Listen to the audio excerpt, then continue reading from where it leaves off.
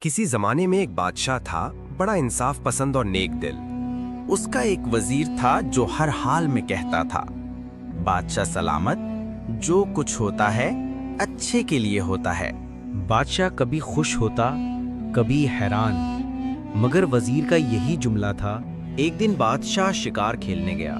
اچانک تیر چلانے کے دوران اس کی ایک انگلی کٹ گئی۔ بادشاہ کو بہت درد ہوا اور وہ غصے میں آیا۔ وزیر نے حسب عادت کہا، بادشاہ سلامت، جو کچھ ہوا اچھے کے لیے ہوا۔ بادشاہ کو یہ سن کر غصہ آیا کہ انگلی کٹ گئی اور یہ خوشی منا رہا ہے۔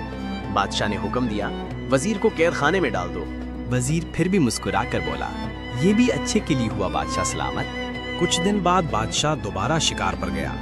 جنگل میں قبیلے کے لوگ اسے پکڑ لیتے ہیں۔ وہ لوگ انسانی قربانی دیا کرتے تھے۔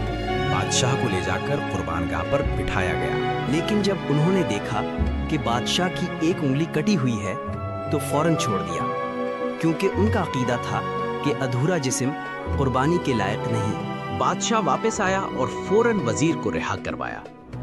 آنکھوں میں ندامت کے ساتھ کہا، وزیر، تم ٹھیک ہے، میری انگلی کٹنا واقعی اچھے کے لیے ہوا، مگر ایک بات بتاؤ، تمہارا قید میں جانا کیسے اچھا ہوا؟